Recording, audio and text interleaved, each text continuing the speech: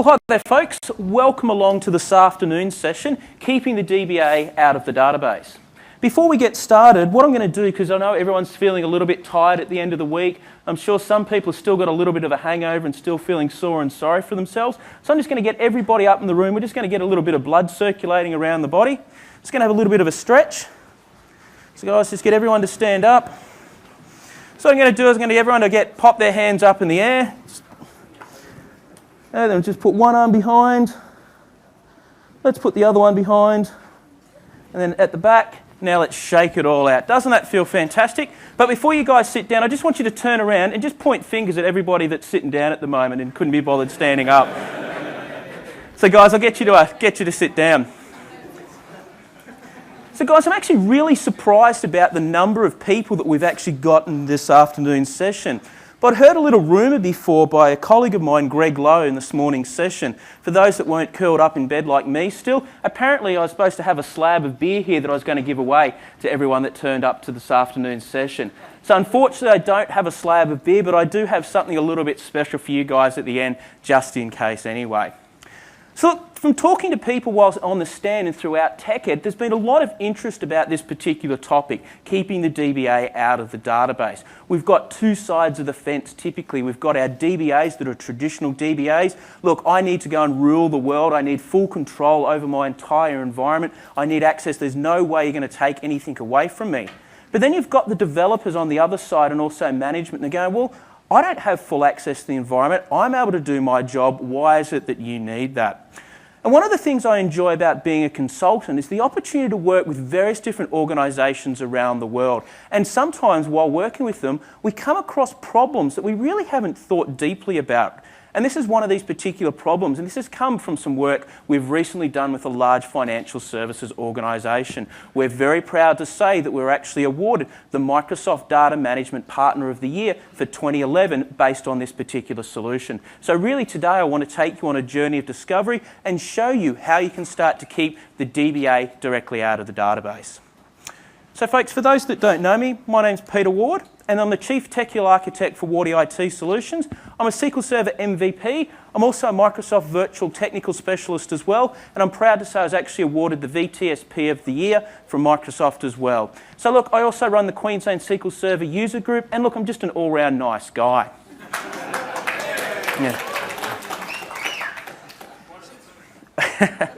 So folks, we're going to really sort of just take you on a bit of a journey, because really today's topic could be very, very dry. It could be just based on security, ramming home about the whole SA thing, and we don't need to give people DBO rights. But I want to start with the basics, because I want to get everybody on a level playing field.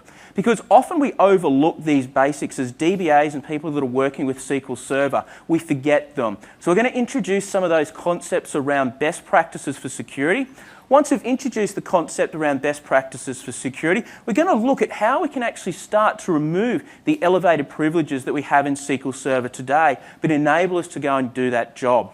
And thirdly, what we're going to do is we're then going to dive deeply into what's called the separation of duties framework. Now, the separation of duties framework is a Codeplex project that we've contributed to and helped to extend in order to really simplify the whole process of keeping that DBA directly out of the database. So allowing them to do their job, but not giving them full control over the world. But what I want to do before we get started is I want to just show you a shocking statistic. But before I show you that, I just want you to just think about your own databases that you've got in your own organisations, about some of the data that you might be storing in there. I'll just give you guys a couple of seconds just to think about that. Now, the statistic that I'm going to show you is absolutely shocking, because really 92% of databases, according to a Gartner study in 2010, have had some form of unauthorised access within the last 12 months. So that unauthorised access might be malicious, where somebody's going in and actually harvesting all of the data and maybe selling that to someone external to the organisation, or maybe using it for their own evil or profit, whatever they might be doing with it. But the other thing is there's also non-malicious but also unauthorised access. If I've got a table called remuneration, what do you think I'm storing in the remuneration table? Salary, so I know what everyone else is getting paid in the organisation. So I can imagine at pay review time as a DBA, that would be a very powerful tool to have, because you know what all the other DBAs are actually being paid. So it's going to make that negotiation process a little bit easier. When your boss says, no, we can't afford to give you a pay rise, you can go, well, how come Joe sitting in the seat next to me is getting paid $20,000 more than me, and be armed with that. But this is the type of unauthorised access that we're seeing in organisations day in, day out. Because the thing that we need to think about is the typical person that we think that's going to actually rob us is the guy that's got a gun and a balaclava on it. We're thinking about the external threats to our organisation, and typically physical threats externally. And I think a great example of that, we were doing work recently for a bank, so the bank will actually remain nameless, but their head office there is actually above one of their branches. So in order to go and get to the data centre, which is stored on the bottom floor, you actually need to go through the main part of the bank. And I found it very interesting because as I walked through the bank, there's actually an armed guard standing at the front door. As I walked through the bank, I could go and see all of the security cameras watching every movement as I walked through that bank. I then saw that they had time delay locks on all of the safes. They then had signs about ink bombs on all of the cash. And finally, when I got close to the tellers, you could see that they had the bandit screens that would come up in order to go and protect the bank tellers inside of the organisation. But the problem is just think about it. How often are there robberies at a bank these days? Very rarely. People are looking to go and target softer targets. There's certainly a lot of robbery that still goes on, especially being down the Gold Coast, obviously. But those robberies are typically things like the convenience stores, service stations. But really, what we need to start to think about it is it's not the external threat that we need to worry about. It's this guy sitting on the screen here at the moment. We trust him. We've interviewed him. We've employed him. Yes, he's under an NDA probably and things like that, but we've given him a swipe card. He can go and walk around the building and do exactly whatever he wants. He's also got a login directly onto our network. He's not having to force anything from the perimeter in order to get in. They've got carte blanche access often to many of the sensitive pieces of information that we have throughout the organisation. And I say this because I've got an interesting story from a customer over in Pacific Islands. So we were recently brought in there to actually help assist with a fraud case. So what had actually happened is the DBA, just like this gentleman on the screen here, had full access to the entire database. So this was their core banking platform that they had. So this DBA over time had just been looking at his bank balance. And all of a sudden he decided one day, I might just go and add a zero to my bank balance. That's what we all do as DBAs, isn't it? We just get in there, go and find our data and just go and modify it. It might be bank balance, it might be that we've got a fine, it might, whatever it is, we've got the ability to go and do that. Now this went on for quite a period of time and he got pretty cocky about this because he thought, I've added 1 zero, I haven't been caught. What if I had 2 zeros? Still not caught? 3 zeros? All of a sudden it wasn't until his bank balance was greater than the GDP of this country that all of a sudden they detected that, hey, there's a real issue here. And that's what this whole concept of keeping the DBA out of the database is designed to do. Because in our organisations today, we're governed by a number of different regulatory compliance. For example, if you deal with credit card processing, you've got what's called PCI compliance, and an external auditor will actually come and vet that process. It might be that you're actually a company that's actually listed on the American Stock Exchange, or maybe your parent company is listed on the American Stock Exchange. So all of a sudden you're governed by Sarbanes-Oxley. We've got anti-money laundering policies, we've got HIPAA, we've got a number of 3-letter acronyms that we need to start to think about how do we achieve that regulatory compliance. And typically we can't achieve regulatory compliance unless we remove the DBA directly out of the database. So let's go back to first principles here, because before we talk about security, we need to talk about the two components of SQL Server that make up security, and that's principles and securables. And there's a big difference between both of those, because principles are objects that we can grant access to. And typically when we think about granting access, we think about our login. So just think about SQL Management Studio, we connect to the server, we've got the security node, we've got logins there. But beneath that logins, we've also got things called certificates as well. So it doesn't have to be a physical login that we're giving access, it also can be a certificate as well. But then the next level down is the securable. Now the securable is the object that we're wanting to protect. So that's the data asset that we're trying to protect.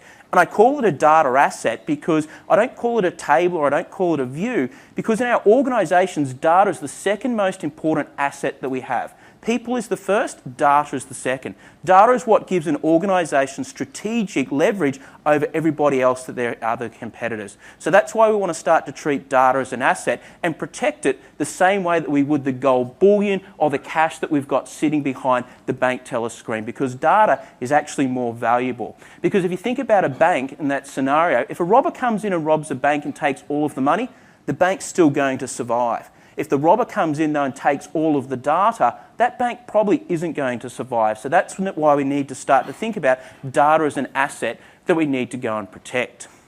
But I want to do a quick straw poll before we go too much further. And this is around the whole concept of sysadmin.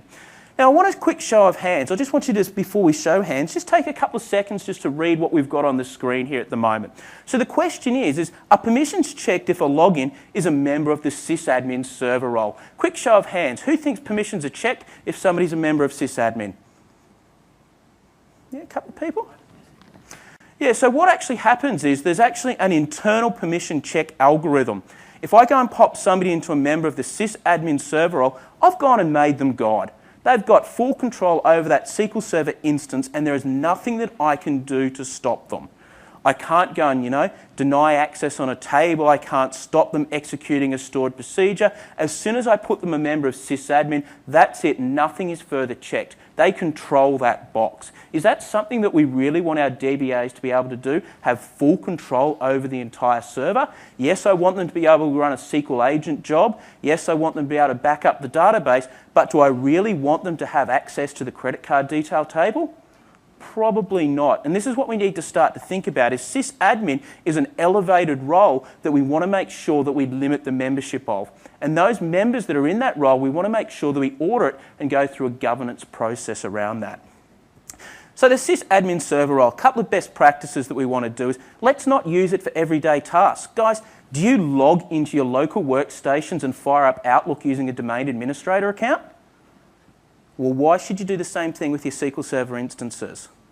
You want to go through a formal governance process. So the same way that if you go and try and run something inside of Vista and above, you go and get what's called UAC. So UAC pops up because you're trying to go and perform an escalated process. If you do that on Server 2008, you actually need to go and type some credentials in. Now, the reason that was introduced, UAC and that whole compliance, is really to go and stop having an escalator account and accidentally running a virus or doing something else that's going to go and infect the entire environment. We want to start to think the same way with sysadmin. Only use the sysadmin account when we need to, and audit who's a member of that particular role. Because we really need to start to think about, does somebody really need sysadmin?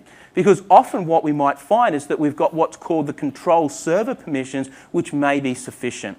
So what we want to do is implement control server, because what control server allows us to do is it allows us to give somebody almost sysadmin rights, but then start to protect what they can and can't do after that. Because remembering that sysadmin, we don't go and check permissions any further once they've logged on. With the control server rights, what it allows us to do is it allows us, yep, that person connect, they've got elevated privileges, but I can then block them from accessing a particular securable. Now that securable might be an entire database, or it might be an individual data asset, such as a table that I want to go and protect against. So rather than using sysadmin, we want to go and start to put people in the member of the control server rights, because that gives them the limited permissions that we're trying to achieve. So what you'll see on the screen at the moment is an example of how we would go about using control server.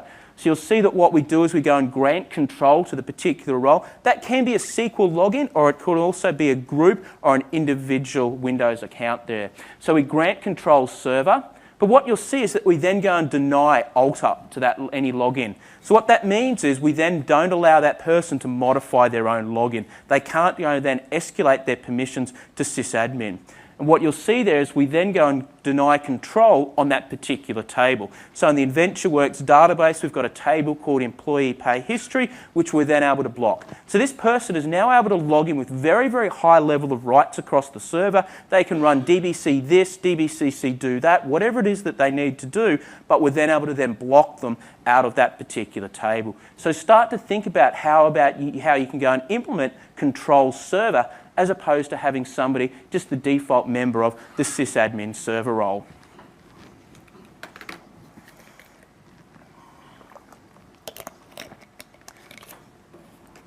So folks, I'm going to ask for a little bit of honesty in the room here. Basically, it's a bit like sort of showing the Grundy undies. Who here is using SA to connect to their servers? Logs in as SA. Or has applications that use SA with a blank password, probably. Yeah. We need to seriously start to think about SA. And the reason I say is because it's a known attack vector.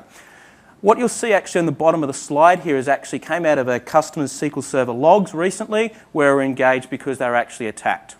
Basically, every SQL Server instance around the world has an SA account. I now know 50% of the access in order to get in that particular box. So what you'll often find is that you're being brute forced continually. And this is very important if you're exposing your SQL Server instances publicly inside of a DMZ. So you may actually have that port directly open for reasons that you're communicating or replicating to a remote site. So straight away I've got that port, I can then go and port scan that and identify that that port is then listening there, and I can then start to brute force it. With today's computing power, I start with SA and I start with a blank password. I then try AB, ABC, ABCDE, and in order to brute force, we can do that very, very quickly. So we want to stop using SA. But more importantly, we also want to think about maybe even renaming that account. So we've removed that attack vector totally. So still having the SA account, but call it something else. Call it My SA, whatever it is that you need to do in order to go and protect directly against that. Because what we have here is a really high privileged account that really is a known attack vector. Every single bad guy in the world knows that SQL Server's got SA. If something's listening on port 1433, hey, we've got SQL here, let's go to town and have a bit of fun. So what we want to do is we want to go and disable and rename that account. So in order to do that, we simply go and alter login. Now be aware that since SQL 2008, that's being disabled by default. So when you install SQL Server, the SA account is actually disabled. You need to make a conscious decision in order to go and enable that particular account. But to provide an extra level of security, we can also then go and alter that login and change the name. So in this case, I've called it SQL SA rather than SA. So while we're on the topic of roles, if you think about the way that SQL security works, it's really a top-down level approach. So we've got 3 levels of security. Do I have access to the server? Yes or no. If I don't have access to the server, then I can't proceed any further. Do I have access to the individual database? Yes or no. Do I have access to the schema? And then do I have access to the individual object? So the same way that sysadmin at the server level, we don't go and check the permission algorithm any further, we do the same thing with DBO, so the DB owner role as well. Because if I'm a member of the DBO, what you'll find is that it's an automatic member, and sysadmin maps directly to DBO. So by default, we're now getting elevated permissions that we may not necessarily need in that particular database. So what we can do is we can restrict the DBO owner. So once again, you'll see that we're doing a create user here for that particular login. We're then adding the role member, and then we're denying that particular role as well. Now, what we're saying here is it's actually a little bit of work. So if you think about the way that we install SQL Server today, in a lot of organisations, it's nothing more than getting the DVD or the ISO, dropping it in and clicking next, next, next, and hey presto, we've got a brand new SQL Server instance that's installed.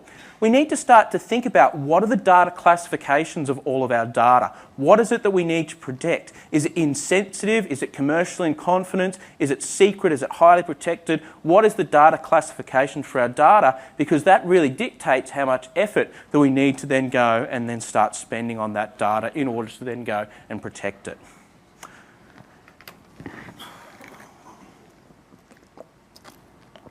Now, while I was putting this presentation together, I actually came across this quote. It's actually I couldn't actually reference back to anybody, but I think it's actually a really good example of what security is. Security is assigning permissions as needed and denying permissions where risk is being assessed. And the key thing is that risk. What is the risk to my organisation if somebody has access to this data or it's made publicly available? Now, if you think about what's happening over in California at the moment with a lot of the data custodianship laws, there's effectively a $10,000 fine for every single individual's record that's potentially released. So if you're an organisation that's collecting information about customers all of a sudden somebody's able to download that information and make that available, it's $10,000 fine for each individual customer. If you've got hundreds or thousands of customers, you can imagine that the bill for that particular data breach is going to be extreme and probably put the organisation directly out of business as a result of that. So we need to start to think about what's the risk of having this data being made available external to the organisation.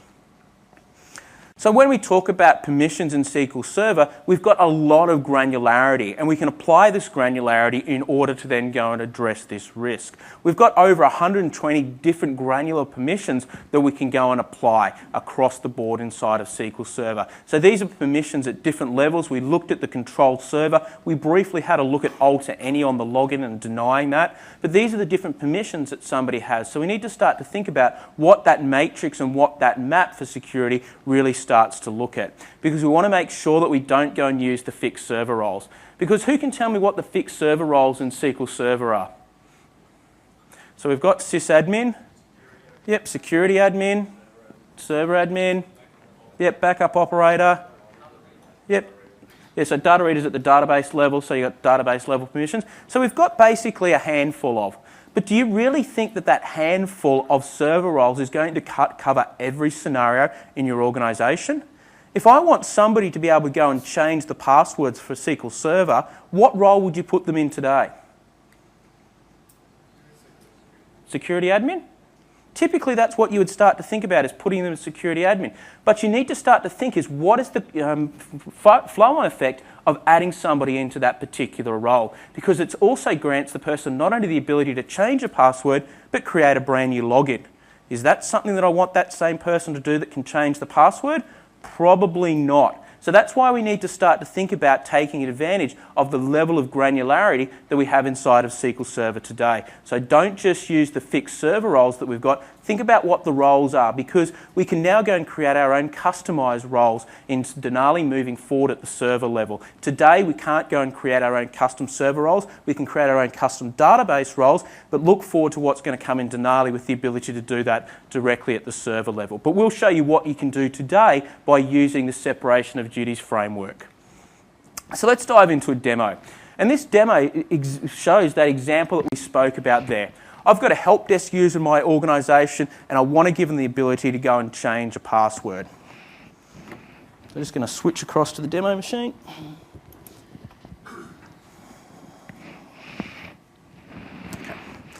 So what I'm going to do here is I'm just going to go and create a login. So I'm going to, I've got a new person that's starting a new role, the help desk role. So I'm going to create a login called help desk with the super secret password there.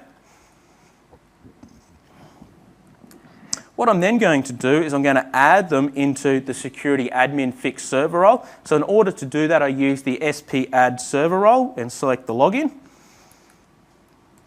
Okay.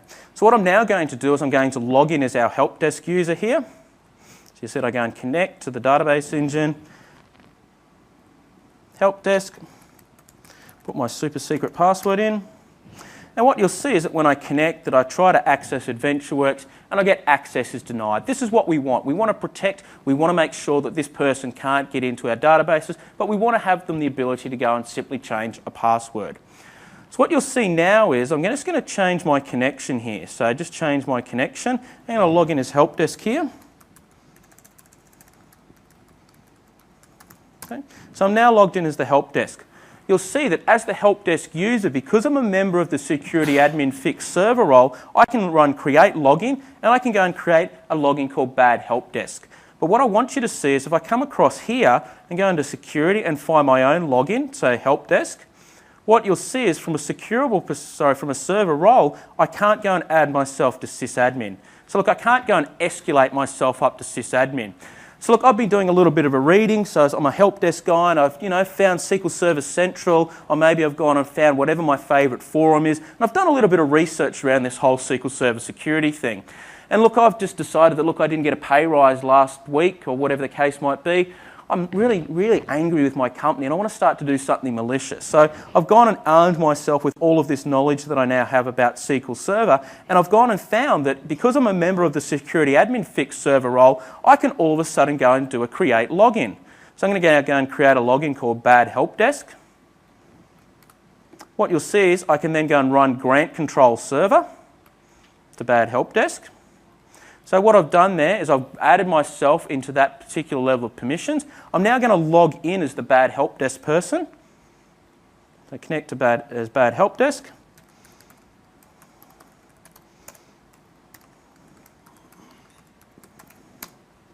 And what you'll see is I can go to databases. Now I can get into AdventureWorks. I can go into tables. All of a sudden I can go and right click there and look, I'm just going to randomly delete an individual table. So I've now got the ability to do that. So I've gone and taken somebody that I thought I wasn't giving a set of high-level privileges to and shown how that person can then go and escalate their rights very, very easily. And that's why we need to start to think about not just using the fixed server roles, but creating more granular permissions that we can then go and use. So one of the things that we need to start to think about is using this function called built-in permissions. So what built-in permissions allows us to do is we obviously need to be at a high-level privileged account in order to use that. So I'm just going to come back in as sysadmin.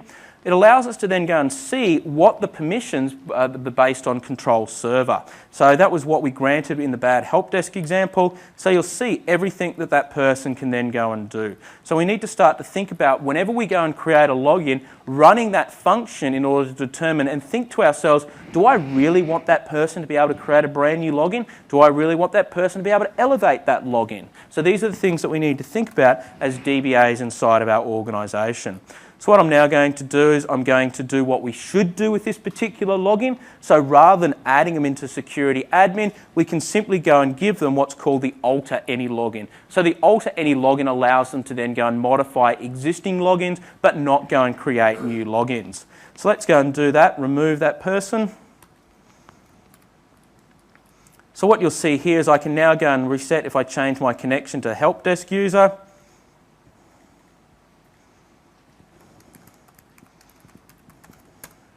So you'll see that I can alter that login, so I can go and set the password. It used to be super secret, now I'm going to change it to strong password, no problems at all. But what you'll see is if I try to grant control server to that login, you'll see that I don't then have permission. So I can change somebody's password, but I can't then go and escalate them. So that's really the level of rights that I wanted to give them. So that's why you need to think about where we're adding that particular person to. So the same way you wouldn't add somebody to sysadmin.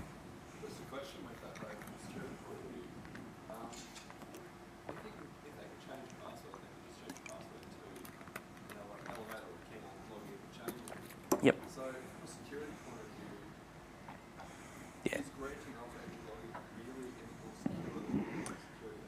Yeah. So One extra step. yeah. So one of the things that we've now got in the ability with our logins is to actually map our SQL logins directly to our password policies inside of Windows. So that means that that password needs to go and get changed on first login. So if I go and log in as log to the help desk, the fact that they then need to go and change that. So typically it's going to be another user that's then going to use that password then. So the fact is they'll go and change that straight away. I actually meant if they weren't joining on compartments. So they just logged in and said, okay, Yep. no, Jack logs in, Yeah. security, check his password, he's on here, he's on holidays. I don't know, right, login is in, elevate, increase. Yep. So from a security point of view, is there any way of protecting that or? Yeah, there certainly is. We're actually about to cover that. So that's a great question. So the question is this really secure? Because I'm still allowing somebody to go and change somebody else's password and then going and logging in as that particular person then. So, I've got an account called Fred. My name's Peter. I go and change Fred's password and I then go and log in under that particular person. So look, that person hopefully doesn't have any escalated rights. If they do, what we would do is we would use an auditing mechanism to actually go and detect that and then trigger when somebody's gone and done that and keep our audit log. Because at the end of the day, we still need to give people in our organisation some form and some level of trust. So the same way that, the help desk can go and reset your Windows password and then they can all of a sudden log in into your own machine, get into your outbox and things like that. So hence the reason that we can't, it's not just security, it's security in depth. We need a number of different layers in order to protect our data assets. So the great question, I think that was fantastic.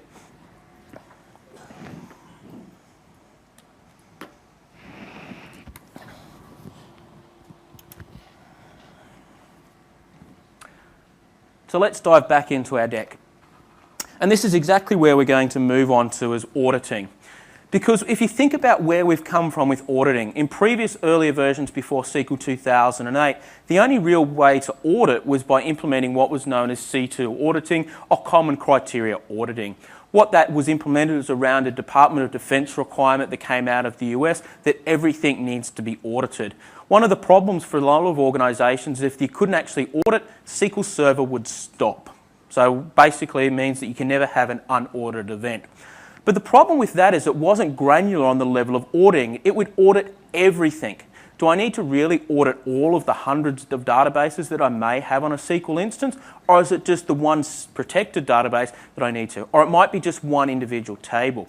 Now, recently working with a customer that had regulatory compliance around implementing C2 security. So they had a ginormous database. This database was 4 gig in size. It was huge.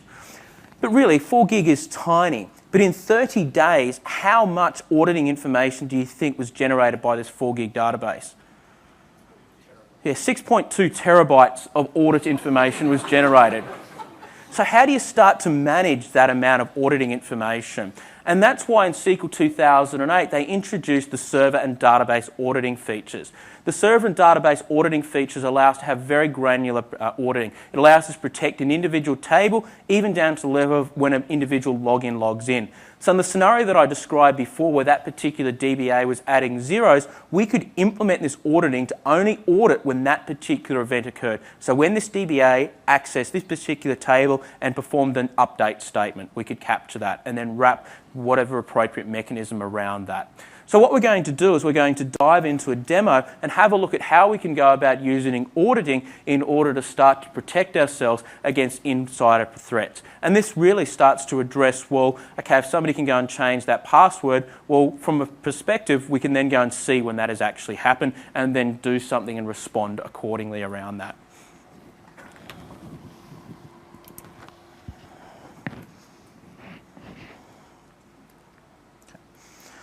So what you'll see here is I'm going to go and create an audit. Now, creating an audit is very much like creating a SQL Server profile or trace today. And that's where I go and select where it is that I want to go and log that information to, how much data do I want to keep, and what's the frequency that I then want to go and roll this particular audit over. So you'll see that what I'm doing here is I'm creating my audit admin. So I'm just an audit called admin audit. I'm going to log it to the application log. Now there's 3 locations that I can go and log an audit to. I can log it directly to the Windows event log, so the application log. I can log it to the Windows security log, but I need escalated permissions on a SQL account in order to do that. So there's 2 particular permissions at an AD level that I need. Or alternatively, I can log it directly out to the file system. And you might be saying, well, that doesn't sound very secure, logging out to the file system. So typically what you would do is that file system would be on a separate server, and that file system would then only have access for the SQL Server service account. So nothing else has access to it, to that particular account. So that's how you'd go and protect that when you're storing on the file system. In this case, for simplicity's sake, what I'm doing is I'm logging it to the application log. You'll see I've got what's called a queue delay here. Now the queue delay, because effectively our audit is basically like a giant funnel that we're throwing all of this data directly into. And this is 1 second or 1,000 milliseconds for the time that that information is hardened. We can set that to 0, but by setting that to 0, it means that the transaction is not considered to be complete until the auditing has been successfully completed as well. So you need to then once again go through this risk assessment process of how do I go about protecting my data. And you'll see that on failure here, I continue. So what that means is if I can no longer write the audit log because maybe my drive's filled up for some reason or the network where it was being written to has gone offline, SQL Server will stop. In this case, I've actually got it set to continue, which means that even if I can't write the audit information, SQL will then continue. So let's go and create this audit. So what you'll see is that when I go and create this audit, it's actually going and being created underneath the security inside of Management Studio. So you'll see here if I now go and collect in Management Studio, under security, we'll just collapse our logins. You'll see that we've got audits. Let's go and refresh that and you'll see there's my audit. Now the audit is disabled by default, But in creating this audit, I need to add what's called an audit specification, because the audit specification allows me to have that fine-grained, granular control about exactly what it is that I want to audit. So in this particular example, what you'll see is, for example, when I go and change the principal, when I change permissions, when I change role memberships, I'm going to audit that information. So let's go and create that audit specification. Now that I've created that audit specification, I'm going to turn my audit on. So in order to do that the same way that you alter an index, it's that same nomenclature, alter, turn on. So alter that server audit, turn it on. So now what I'm going to do now that I've altered it, I'm going to create an event that would then trigger an audit. So I'm here, what I'm doing is I'm changing the server role, I'm taking my bad help desk and I'm escalating them up to sysadmin. Okay, so we've changed that role. If I now go and open up Event Viewer, and I now go and have a look at my local application log, what you'll see is that we've gone and triggered that event that we can then capture. So Windows log, application logs.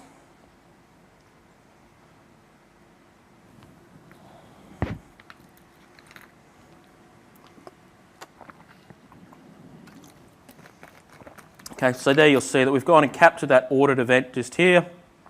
We can scroll down, we can go and see who did it, what were they logged in as, and all the information about that particular event.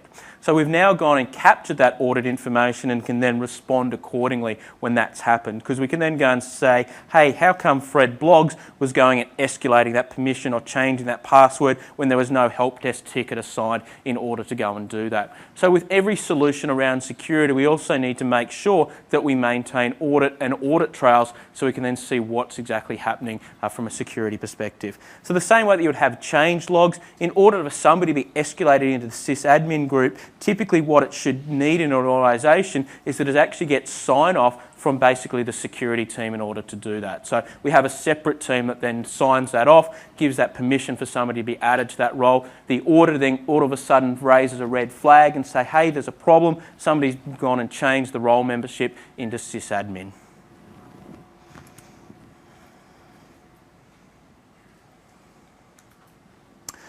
So the next thing that we want to start to talk about is we want to start to talk about the whole concept of separation of duties. Now, separation of duties is something that's used in a lot of organisations in a number of different processes. So I think the best example of this is writing a cheque. So you're going to have somebody that writes the cheque, and then you're going to have somebody that actually puts the signature in order to then go and authorise that particular cheque. So you'll have maybe your accounts team that's doing it, and then you maybe have an executive that then needs to go and sign that cheque. So what that's doing is protecting fraudulent activity happening because it's only certain people. So you'll find that the executive can't write the cheque, but they can sign it. The other person can't sign the cheque, but they can write the cheque. So we've got a two-stage process that we go through in order to protect fraudulent behaviour, but also implement additional security in the organisation. And separation of duties is also something that we can implement inside of SQL Server. So by implementing separation of duties, we need to start to remove people from having the ability to have elevated permissions. So elevated permissions, we need to think about what is it that our DBAs really need to start access to. So really, at a minimum, as we said earlier, our DBA should not be a member of sysadmin, but really there are sometimes certain tasks that we do need to go and escalate up where you would need that sysadmin. And this is where we have the whole concept of what's called a break glass role. So that break glass role is in an emergency situation or when I need to make a particular change, I have an Active Directory group. That Active Directory group is mapped directly into the sysadmins inside of SQL Server. By default, the only people that are members of that group is nobody. Okay, so there's nobody actually a member of that particular group. But in order to then go and elevate my permissions, we go through that process that we spoke about before. We talk to our security team, we go through the CAB process, the Change Advisory Board, in order to then have that formally signed off. That person is temporarily escalated to those permissions that they need. Once that's completed, we then go and remove them back out. But the problem with that, though, is I want to actually remove everything from a DBA. I want to take away everything.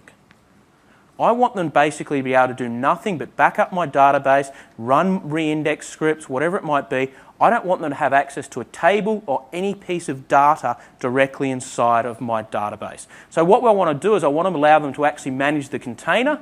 I don't want them to have access with what's sitting inside of the container. And that's something that's actually fairly hard to achieve without actually starting to then pull back the layers of elevated privileges. And there's two ways that we can go about doing that.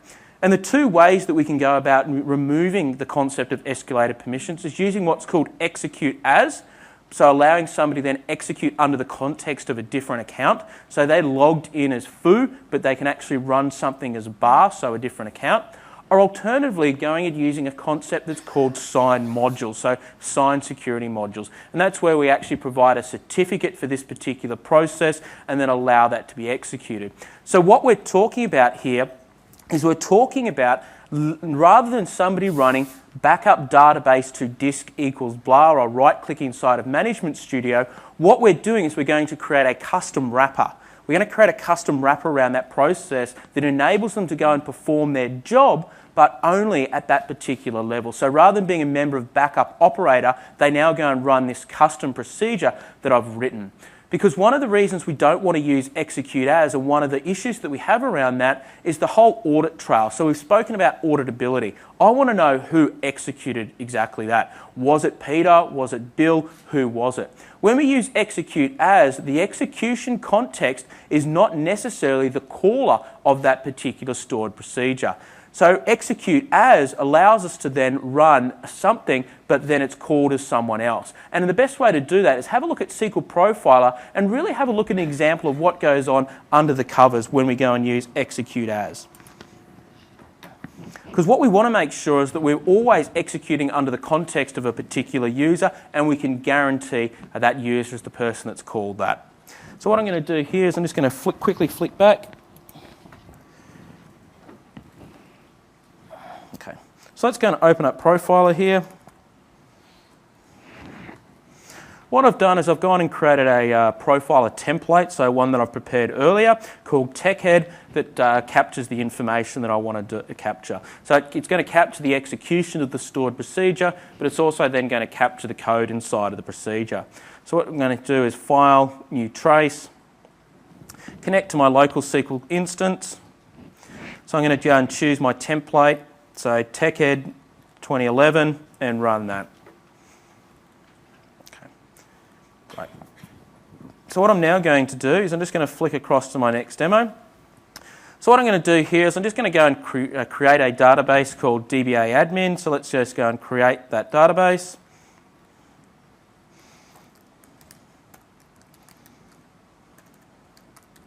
So create database. Inside of that database, I'm then going to go and create our stored procedure. So this stored procedure, very, very basic example. We're just going to call it execute as. And you'll see it's going to execute as the owner, and really basic command here, select one. So that's all we're doing in that particular stored procedure.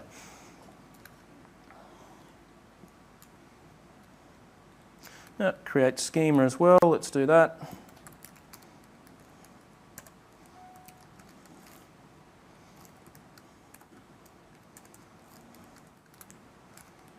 So let's create that proc again. What I'm then going to do is I'm going to grant execute on that stored procedure to our help desk role. Now that's going to fail. Why is that going to fail?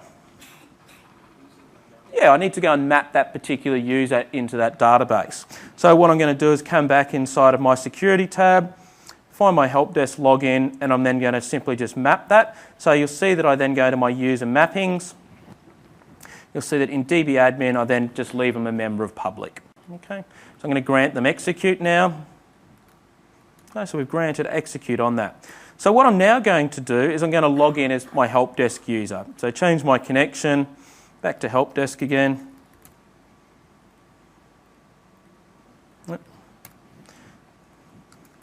thanks for calling it out and just laughing.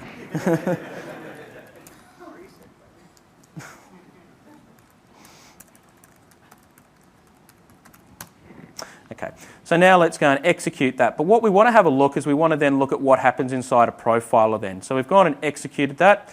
Let's come across over in SQL Profiler and stop. So what you'll see here is that when I went and executed that particular stored procedure, you'll see that the execution context of that was help desk. However, the command, the actual select statement, wasn't help desk, was Peter Ward. It was my individual login. So from an auditability point of view, is that going to stand up in court? Of course not. I'm going to say, well, it wasn't me that ran that. I didn't run that select statement. It was Peter Ward. Go and put him on the trial. I'm not on trial. So we need to think about that execution context, because from an auditability point of view, we're actually executing that command under the context of somebody different to who it was that actually ran that stored procedure in the first place. So that's why we want to not use execute as in order to do that, although it certainly achieves that. And question down the back. Same as using audit the same when you use a proxy account. Yeah. It will, yeah. So the question was, if we're using a proxy account, what's going to happen? It's also then going to do that. So we can see the account that called the stored procedure, but the command that was executed in the stored procedure is executed against that different context. So, yeah, but when that's being audited, you actually have access to both the account that was used to execute and the original one. yeah. So you can still see who logged into actually run that job. Yeah, so the problem though, and we've been in this situation before, so the question is, will we still get that from an audit trail perspective? What you need to be able to do is basically make it very, very clear about who's actually executed, because somebody could then clearly argue that, hey, it actually wasn't me that did that. So although we've got that audit trail, what we're really trying to say is, from an execution context, we need to think about who it is that we then have in that particular role. So let's just go and stop our trace. And we'll now flick back to our deck, because what we're going to have a look at is the whole concept of separation of duties. And the way that we use separation of duties is what's actually called a code sign module.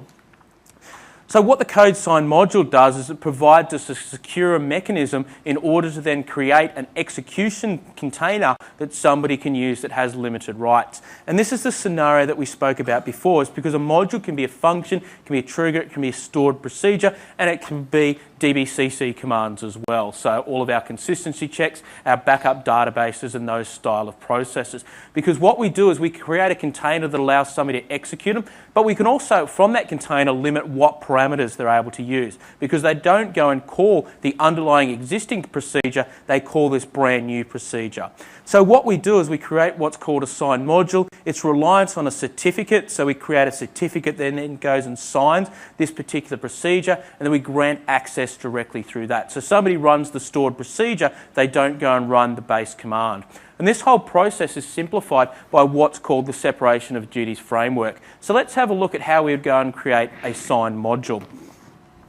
And then once we've had a look at the sign module, we'll look at how we can simplify that end-to-end process in order by using the separation of duties framework. So I'm going to come across into my script. So once again, I can go and create a login if I'm logged in as my help desk user. So we've seen that already. But what I want to do is I want to revoke that permission, the alter login.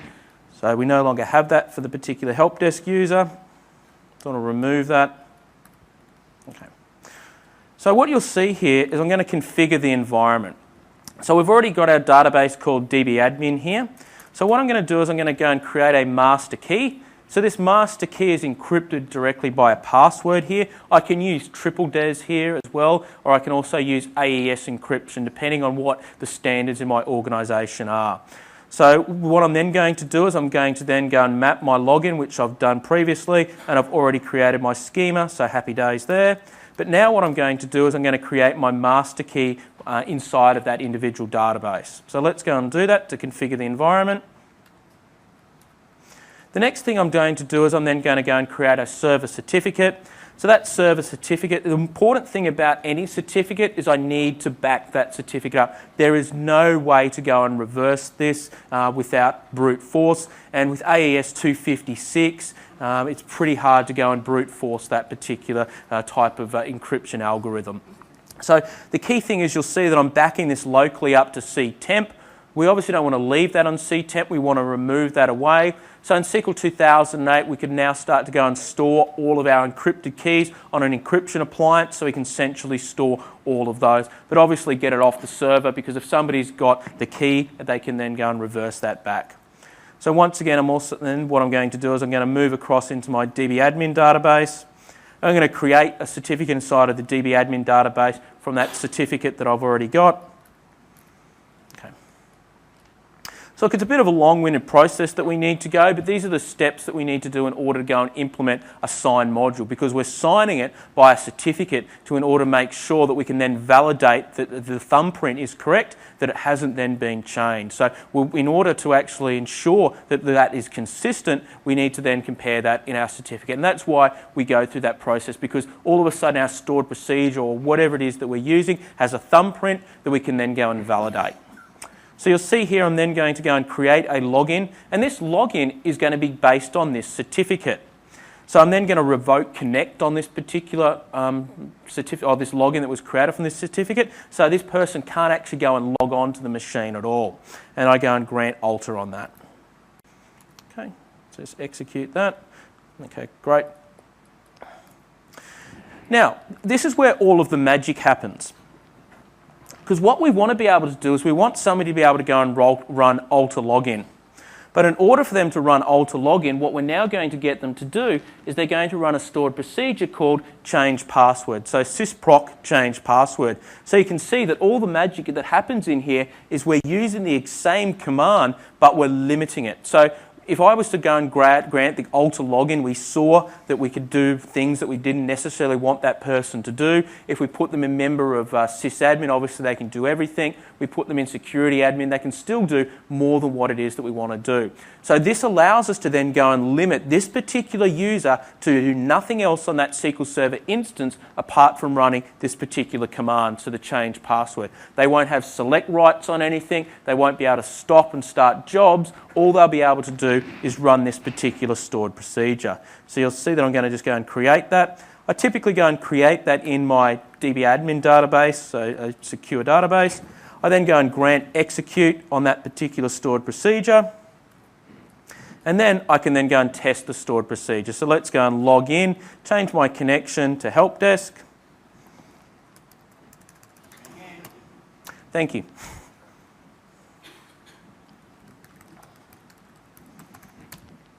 So I can then go and run that, go and change the password on that, happy days. So we've now implemented even finer granular security than what we get directly out of the box with SQL. So you guys are going to go now and do this to every stored procedure that you want somebody to do. So I want somebody to back up a database, I create a stored procedure for this. I want somebody to run SP-who2, I create a stored procedure for this. So do you think you guys are going to bespokely hand code all of that? Of course not. And that's where the separation of duties framework comes in. The separation of duties framework takes all of what we've just seen there and actually creates a process around that we can implement. So it really simplifies that. So we can very easily choose what it is that we want to do and then go and deploy that. So how does the separation of duties framework work? So basically we go and take these sign modules that we've created. We then go and implement them, so we create different tiers of access. So if you think about a sysadmin today inside of SQL Server, there is no differentiation. So at the moment, has anybody got different levels of DBAs, maybe operational DBAs, maybe development DBAs inside of the organisation? It's very hard to break up those and differentiate the different groups that are associated with them. Typically, we just put them all in sysadmin. But what we want to be able to do is we want to have like our Tier 1 DBAs. Then we might have a concept of Tier 2 DBAs. Now, Tier 1 DBAs, maybe they're the senior people inside of the organisation. When I say trust them, it's not from a financial, they're not going to do something bad, but maybe they've got more experience with working with the environment, so I give them access to a larger number of commands. Where my Tier 2 DBAs, I might just want to let them be process admins, so that they can actually go and look at SP-who2, see what tasks are running, but I might want them to go and kill a task. So the problem is if I go and pop somebody in process admin today, they can run SP-who2 and see what's running, but they can also then go and issue the kill statement and terminate a process as well. So that's why I want to start to think about these different levels of DBAs that I have. So in order to set up the concept of the separation of duties, I need to go through defining the roles and tasks that each DBA inside of my organisation will perform. And this is where the hard work is, because this is an organisation by organisation specific thing, because there's no single DBA that's going to be different, the roles that they have across organisations, because it's also defined by regulatory compliance about what they can do and what they can't do as well. And this is what we've found with working with organisations, is trying to define what the roles and tasks that each DBA does is very unique across each organisation. But what we do is once we've gone and defined them, we simply just go and create a folder structure. So the folder structure is the top folder is the person that has the highest level of rights, and then we keep cascading that down to the lowest level of rights. So we would have tier 1 at the top, tier 2 beneath tier 1, tier 3 beneath tier 2. We then go and add a SQL script. So the SQL script is what does the create procedure. So as we saw, the create procedure for the alter login.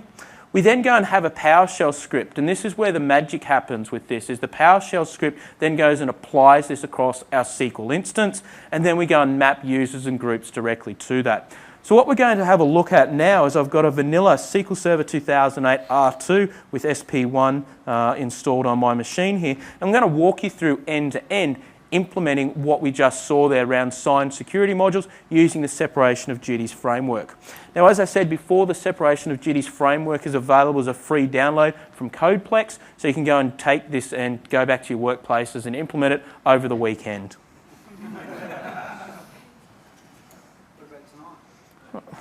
There's beer to be drunk tonight, come on. So what you'll see here that in my root directory here I've got my SOD 2.0, so it's version 2 of the framework, and this is the zip file that you get when you go and download the framework from Codeplex. So what I'm going to do is I'm just going to extract this here just to show you that everything we're doing is actually from first principles, that there's no master chef, here's one we prepared earlier style of approach going on. So let's extract that, okay. So in here you'll see that we've got a number of folders. We've obviously got our documentation, but look, as DBAs we don't need documentation. We've then got this install folder, and we've also got our sample administration procedures. So these are some of the common things that you want to enable a DBA to do. So maybe kill a process, start a job, update statistics, back up a database. So what I've decided is that my restricted people, they're able to go and use alter login, and I'm also going to want them to be able to start jobs. So this might be my NOC team or my operations team that works 24/7. A job fails in the middle of the night. I want them maybe to be able to restart that job if it's failed. So what I do is I go and copy that. And what I do is I go back into my SOD, into my install folder in procedures. Now this is where we need to then go and add in that hierarchical structure. So to simplify it, I'm just going to create one level of hierarchy called restricted. Pop those two stored procs directly in there. So what's going to happen is we're going to do all of the user mappings, create all the certificates, all the signed modules that we showed before automatically using this process. So I'm going to open up SQL Server here. Inside of SQL Server, I'm then going to launch PowerShell. So start PowerShell. So you'll see directly in my folder, inside of my install folder, what you'll see that I've got a PowerShell install script. So what this install script is going to do is it's going to create my roles. It's going to do all of the administration setup directly for me. So let's go back inside of PowerShell here. So what I'm going to do here in PowerShell is I'm going to set my location. So I just go set location for where my install PowerShell script is.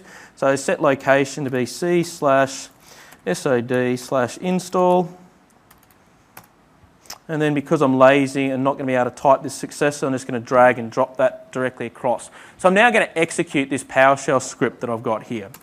So what this PowerShell script is going to do is prompt me for where I'm going to apply my SOD framework. So you'll see here local host. Okay, so the database name for my management database, so dbadmin. Now where am I going to store my certificate information? So in this case ctemp.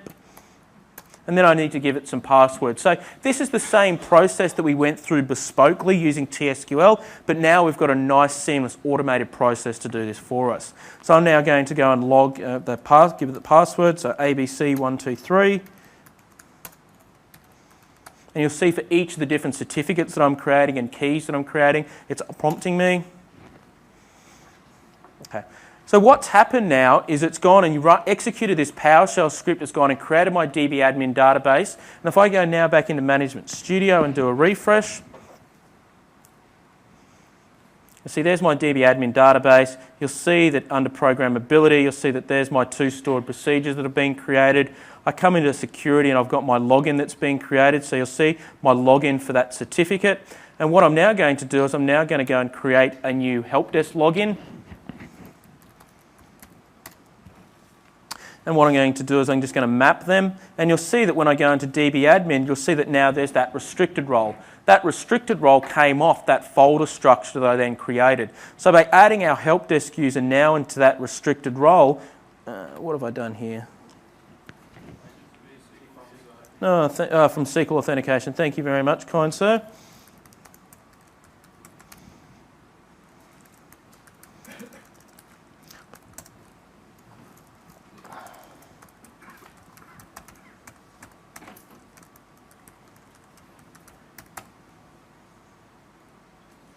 Great. Okay, so now what we've done is map that. That help desk user, the only thing that it's going to have access to on this SQL instance is the ability to then go and execute those stored procedures. Those stored procedures starting a job typically would need rights to SP start job directly inside of the MSDB database. I don't have that anymore. All I've got access to is ability to execute those stored procedures that then go and use my credentials. So if I go and run SQL Server Profiler, I'll see that it's the help desk user. It's not mapping to a different execution context at all. So we've got then full transparency from an auditability point of view across the board there. So look, one of the things we've actually added directly onto the separation of duties framework is the ability to automate that even to a more granular level as well. So what we can do here is we can go and actually run what's called our SOD framework tool. And what this allows us to do is it allows us to then go and connect to a SQL instance. So we can connect to our local host. Once I've gone and connect to my local host, I then get a list of all of the system procedures and functions that a DBA may need. So everything from adding an article to a replication, publication or subscription, all the way through to adding a login and everything in between. And you'll see that what we're doing here is we're actually generating the code that's then needed in order to be used inside of the SOD framework. So you'll see that we've got a number of wildcards that we use in there that the PowerShell script then goes and uses to inject. So where we typed in dbadmin, for example, as the database, it can then go and use that. So this is now something that you can then, once you've done that mapping about what are the roles and responsibilities and individual tasks that a DBA needs, we can then go and pick and choose what they are, feed those directly into the SOD framework, and then execute it. Question? Well, these are system stored procedures. So typically we use SOD to actually grant privileges to a system stored proc. So if a system stored proc actually changes the context because of a service pack update or something like that, then you don't need to go and rechange it unless, for example, a new parameter is added in that you want to then go and take advantage of. But that's a really good question, because the question is, do I need to then think about refreshing? Because this is a framework that we've really shown how it can be used for doing system commands. So for example, backing up databases, adding logins, but it's also something that you could go and use to execute a standard stored procedure as well. So it doesn't necessarily have to be used around the system space.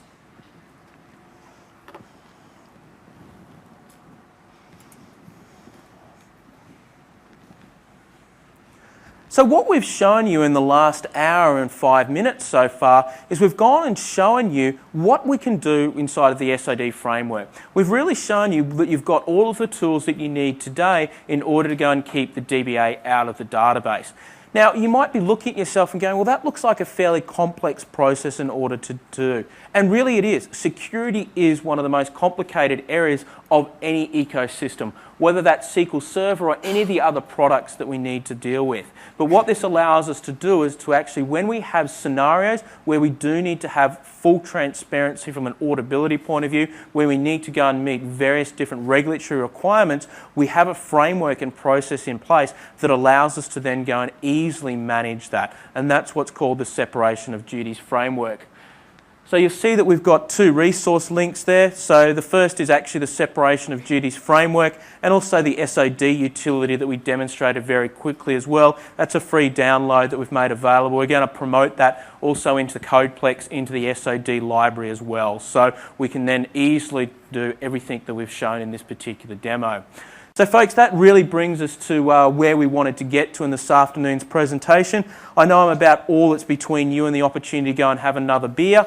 So once again, I thank you very much for your time today in the session. I hope you got something out of it. And look, as I said, we are going to do something special because there was supposed to be a promise of me bringing beer. So what we decided to do is we've actually got some great mugs floating around for you guys.